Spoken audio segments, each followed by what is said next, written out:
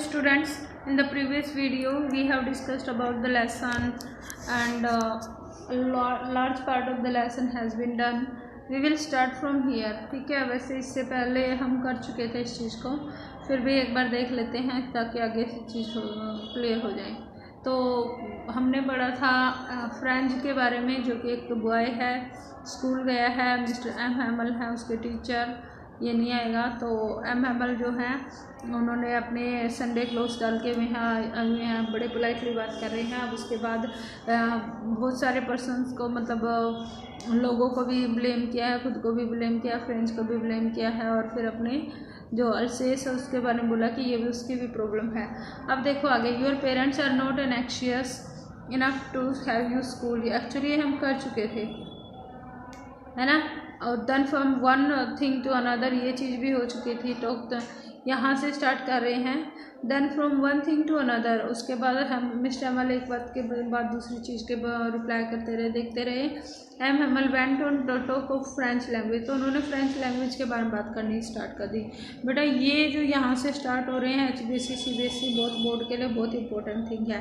क्यों बोला जा रहा है ऐसे? क्योंकि HBSC और CBSE दोनों में ही यहाँ से क्वेश्चन बनता है। अगर HBSC बोर्ड है तो टेक्सचुअल क्वेश्चन सिंपल बन जाएगा कि लैंग्वेज की क्या इंपॉर्टेंस है, और अगर CBSE के स्टूडेंट हो तो वो पूछेगा कि इस जो लैंग्वेज जो है उसकी इम्पोर्टेंस जो लेसन में दी गई है उसके बेस पर अपने इंडिया में हिंदी लैंग्वेज की क्या सिचुएशन है वो बताओ, या लैंग्वेज को हम एक्सप्रेसिव कैसे बना सकते हैं, लैंग्वेज के क्या मायने हैं हमारे इस लाइफ में, अपने रियल लाइफ एग्जाम्पल्स जो है उनके थ्रू हमें बताना होता है।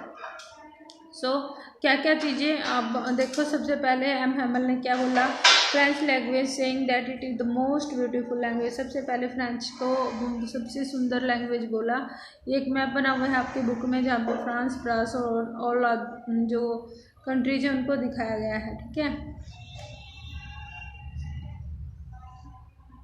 लैंग्वेज इन द वर्ल्ड की कहता है दुनिया की जितनी भी लैंग्वेज है सबसे ब्यूटीफुल लैंग्वेज फ्रेंच है। 2 नंबर का क्वेश्चन यहाँ पर ये बनेगा कि एम हैमल ने फ्रेंच लैंग्वेज के बारे में क्या बोला था? द क्लियरेस्ट, सबसे ज़्यादा क्लियर है, मतलब clearest, the most logical, and that we must guard it among us and never forget it. कहता है सबसे पहले सबसे ब्यूटीफुल है, उसके बाद ये क्लियरेस्ट है, मतलब जो प्रोनाउंसिएशन है क्लियर होता है। अब इससे क्या मतलब है कि जैसे इंग्लिश लैंग्वेज है, ठीक है, कहाँ CH जो है कहीं पर च की साउंड देगा, कहीं पर कै की देगा, और कहीं पर श की साउंड भी देता है ना। तो इसको हम, या लॉजिकल भी इसी तरीके से कि लॉजिक पे काम करती है लैंग्वेज। तो ये क्वालिटीज एम हैमल ने कहा कि फ्रेंच लैंग्वेज में है। That we must guard it, और उसके अलावा उसने अपने स्टूडेंट्स को बोला कि इस लैंग्वेज को हमें गार्ड करना है, हमें इसकी रक्षा करनी है। Among us and never forget it, इसको कभी नहीं भूलना है। Because when people are enslaved, people यहाँ पर स्टैंड करता है कंट्री के लिए। इनस्लेव्ड करना यानी कि किसी को गुलाम बना लेना, किसी पर राज कर लेना, किसी को अगर किसी कंट्री को डिफीट करके उसके ऊपर जब अपना कब्जा कर लिया जाता है तो आगे क्या बोला? As long as they hold fast to their language, जब तक उनकी अपनी लैंग्वेज उनके पास है, यानी कि जब तक वो अपनी लैंग्वेज को बनाए रखते हैं। It is as if they had the key to their prison, ऐसा है जैसे कि उनके पास जिस जेल में बंद हो उसकी चाबी है। यानी कि लैंग्वेज जो है लोगों को यूनाइटेड रखने का काम करती है, लोग एक दूसरे से जुड़ते हैं लैंग्वेज के थ्रू। अब जैसे हमारी हिंदी लैंग्वेज का ही एग्जांपल ले लेते हैं हम। हिंदी लैंग्वेज की क्या इंपॉर्टेंस थी? अगर ब्रिटिश यहाँ पर आए थे वो हमारे लैंग्वेज को नहीं समझ सकते। एक ऑल ओवर पूरी इंडिया को यूनाइटेड करने के लिए, कम्युनिकेट करने के लिए एक लैंग्वेज थी जो यूनाइटेड रखती है ना। तो कहता है कि लैंग्वेज की इम्पोर्टेंस इतनी ही है जैसे कि एक चाबी की होती है, की होती है लोग के लिए। अगर आप प्रिजन में बंद हो और आपके पास अपने लोग की चाबी है तो आप कभी ना कभी बाहर निकल ही आओगे। तो सेम अगर आप कोई पर्सन अपनी लैंग्वेज को बनाए रखता है, उसको गार्ड करता है, तो वो भी कभी ना कभी जो इनस्लेव बनाए गए हैं उससे बाहर निकल सकते हैं। Then he open the grammar and read our lessons. उसके बाद मिस्टर एम हैमल ने ग्रामर का काम स्टार्ट किया और लेसन रीड करना स्टार्ट कर दिया। I was amazed to see well how I understood it. और कहता है मैं हैरान था चीज़ों कितनी अच्छे से मुझे समझ में आ रही थी। वो पहले जो था एक पैसेज में आया था कि जो नॉनसेंस चीज़ें थी, जो सिरदर्दी लगती थी स्टार्टिंग में, अब क्या थी, फ्रेंड के जैसे लग रही थी। एम हैमल भी अच्छे लग रहे थे और उसी तरीके से लेसन जो था, जो मुश्किल लगते थे, जो समझ नहीं आते थे, अब इतने ज़्यादा इजी लग रहे थे, ये अंडरस्टैंड कर पा रहा था। All he said seemed so easy I think too that I had never listened so carefully. अब कहता है जितनी चीज़ें उन्होंने बताई बहुत ज़्यादा इजी लग रही थी, बहुत समझ में आ रहा था सब कुछ। और कहता है कि मैंने अब रियलाइज़ किया कि शायद मैंने भी एम हैमल को कभी इतने ध्यान से नहीं सुना था। And that he never explained everything with so much patience. और ना ही कभी इतने पेशेंस के साथ उन्होंने पढ़ाया था, क्योंकि ये सबका लास्ट लेसन है। फ्रेंड्स इसको बड़े ध्यान से सुन रहा है, टीचर बड़े पेशेंस के साथ पढ़ा रहा है। अब बोलता है it seemed almost as if the poor man wanted to give us all he knew before going away and to put it all into our heads in at one stroke. At one stroke मतलब एक ही झटके में। ऐसा लग रहा था ये poor man यानी कि जो उनके टीचर थे, वो जितनी भी चीज़ें फ्रेंच लैंग्वेज के बारे में जानते थे, सारी की सारी चीज़ें एक झटके में एक साथ ही हमारे दिमाग में डाल देना चाहते हैं जाने से पहले। क्वेश्चन दिए हुए हैं, what was French expected to prepare for the school that day. क्या था rules of participles. What did French notice that was unusual about the school that day. बड़ा क्वेश्चन बन जाएगा। 3 थिंग्स जो अनयूजुअल थी। सबसे पहले जो कमोशन था, हशल बशल नहीं थी, शांति थी। दूसरा जो था, हाँ, जो मिस्टर एम हैमल थे उनकी जो स्पेशल ड्रेस डाल के आए हुए थे। और थर्ड जो था विलेजर्स जो बैक बेंचेस पे बैठे हुए थे। But had been put on the bulletin board. Bulletin board पे लिखा क्या लिखा होगा वैसे क्लियरली बताया नहीं है, लेकिन बाद में एक क्लासरूम से पता चलता है कि फ्रांस को डिफीट कर दिया गया है और अल्सेस और लॉरेन जो है जर्मनी के पास चले गए थे और उनमें अब फ्रेंच लैंग्वेज को नहीं पढ़ाया जाएगा। तो all this were written on the bulletin board. ठीक है। After the grammar we had lesson on writing. तो ग्रामर के बाद लेसन था राइटिंग का। That day M Hamel had new copies for us. तो एम हैमल जो है नई नोटबुक लेके आए थे उनके लिए। Written in a beautiful round hand, मतलब अपने राउंड हैंड यानी कि खुद की राइटिंग में और बड़ी सुंदर तरीके से लिखा हुआ था। फ्रांस अल्सेस। फ्रांस अल्सेस जो फ्रांस कंट्री का नाम, अल्सेस मतलब जिस स्टेट में वो रहते थे। तो अपने पैट्रियोटिज्म की जो फीलिंग है वो एक्सप्रेस कर रहे थे अपनी कंट्री के लिए, स्टेट के लिए। तो एम हैमर ने अपने आप को कॉपीज़ के ऊपर उस नोट लिख कर और एक्सप्रेस किया था। They look like little flags floating everywhere in the classroom. और सबके पास एक जैसी नोटबुक है, तो ऐसा लग रहा था मतलब छोटे छोटे फ्लैग जो हैं पूरी क्लासरूम में फैल गए हो। Hung from the rod at the top of our desk, जिनको कि अपना हमारे डेस्क के टॉप से के साथ टांग दिया गया हो। ये इमेजिनेशन कर रहा था नोटबुक के ऊपर जो नाम लिखे हुए थे उनके बारे में। You to have seen how everyone set to work, how quiet it was. कहता है देखने लायक चीज़ थी, आपको देखना चाहिए था कि किस तरीके से सारे बच्चे काम कर रहे थे, कितना शांति का माहौल था। The only sound was the scratching of pens over the paper. एक ही आवाज़ आ रही थी, पिन ड्रॉप साइलेंट है। जब बच्चे लिख रहे हैं तो पेन का जो चल रहा है पेपर के ऊपर उसकी आवाज़ थी, उसकी स्क्रैच करने की आवाज़ बस। Once some beetles flew away, कुछ बीटल्स जो है ना, कुछ इंसेक्ट अंदर आ गए। But nobody paid any attention to them, लेकिन किसी छोटे बच्चे ने भी उसकी ओर ध्यान नहीं दिया। Not even the littlest one, जो सबसे छोटे थे उन्होंने भी।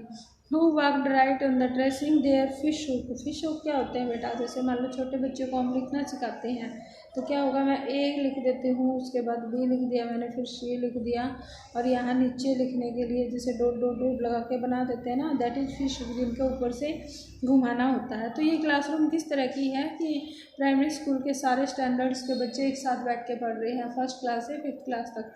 तो जो सबसे छोटे बच्चे हैं जो कि ट्रेसिंग का काम करे, उन्होंने वो भी क्या कर रहे हैं, वो बीटल्स के नहीं देखते, बड़े ध्यान से पढ़ रहे हैं। As if that was French, जैसे मानो वो भी फ्रेंच लैंग्वेज ही सीख रहे हो। Too on the roof the pigeons cooked very low. और ऊपर छत पे से पिजन्स के कू करने की आवाज़ आती है, बोलने की आवाज़ आई। I thought to myself, French सोचता है, will they make them sing in German even the pigeons, क्या वो पिजन्स को भी जर्मन में लैंग्वेज में सिंग करने के लिए बोलेंगे। तो अपने आप से ही सोच रहा है। ये लाइन जो है इसका क्वेश्चन बहुत अच्छा बनता है। यहाँ पर क्वेश्चन क्या बनता है, ये लाइन आपको दे देंगे इन्वर्टेड कॉमास के बीच वाली और कहेंगे इस लाइन का मतलब क्या है। पहली चीज़ तो पिजन्स जो है वो नेचुरल थिंग्स है, नेचर को किसी भी बाउंडेशन में रखना पॉसिबल नहीं है। आंसर जब लिखोगे तो ये लाइन सिग्निफाई करती है कि नेचर या पिजन्स जो है वो किसी लिमिटेशंस में नहीं होते हैं, उनको हम कंट्रोल नहीं कर सकते। दूसरी चीज़ ये है कि स्कूल से लैंग्वेज को, फ्रेंच लैंग्वेज को हटाना इम्पोर्टेंट नहीं है या कोई फ़ायदा नहीं होगा। फ्रेंच सोच रहा है कि जो ये फ्रेंच लैंग्वेज है ये तो इनके ब्लड में है, ये इनकी मदर टंग है, तो इनसे नहीं छीनी जा सकती।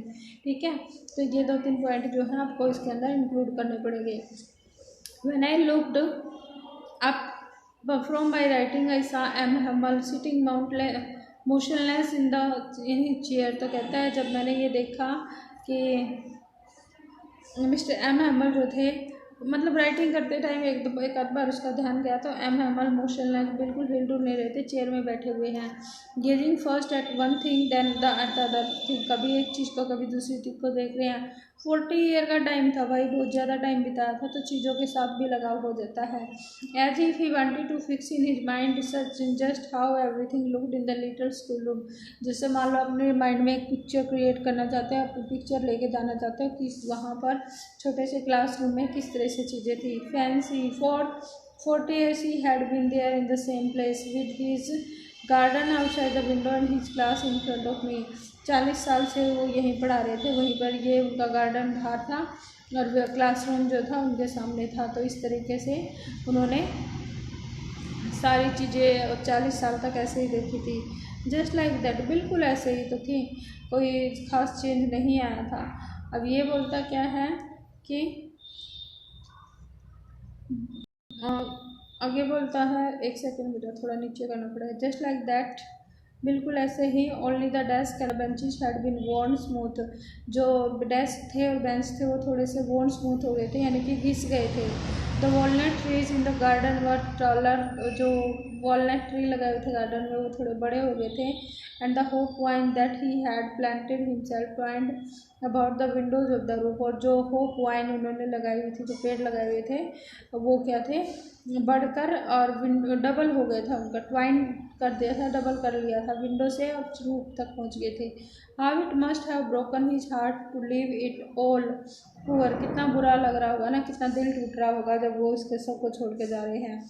तो hear his sister moving about in the room above packing their trunks, क्योंकि इस जो रूम है ये क्लासरूम है, इसके ऊपर वाले पार्ट में ऊपर जो बना हुआ है यहाँ पर इनका लिविंग एरिया था। ऊपर से आवाज़ें आ रही हैं कि उसकी सिस्टर जो है पैकिंग कर रही है और जाने की तैयारी कर रही है। ठीक है, ट्रंक्स पैक कर रही है, तो कितना बुरा लग रहा होगा उनको। For they must leave the country next day, उनको क्यों कर रही थी पैकिंग की, नेक्स्ट डे जो था उनको मस्ट कंट्री को लीव करना था, यानी कि छोड़कर जाना ही था, मजबूरी थी उनकी।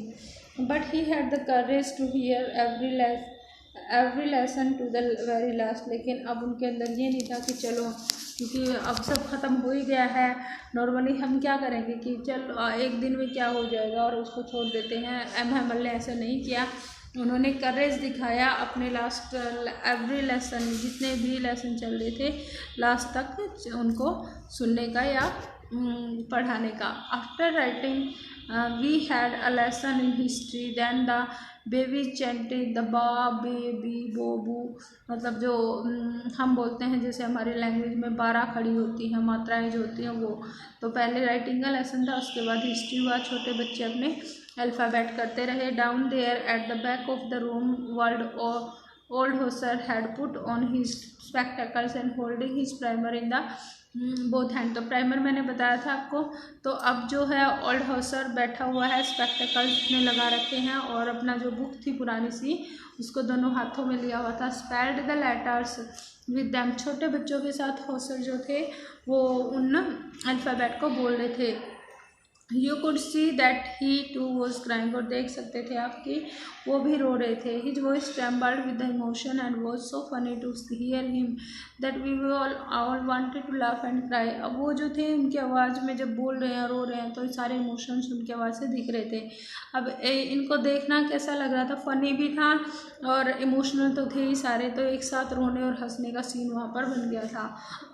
How well I remember it that last lesson, और कहते हैं कितने अच्छे से याद हो गया था ये लास्ट लेसन मुझे।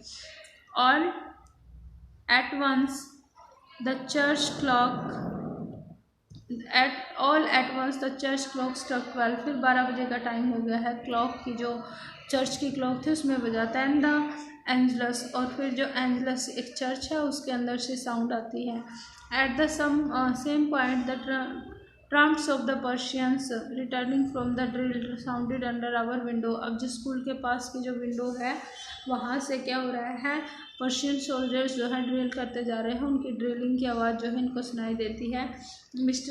ये सारे सिंबल किस चीज़ के थे कि अब क्लास को ओवर होना है, उनकी क्लास ख़त्म होने वाली थी। तो M Hamer stood up very pale in his chair, I never saw him look so tall, बड़े ही उदास हैं, चेयर से खड़े हो गए हैं, पीला मुँह निकला हुआ है।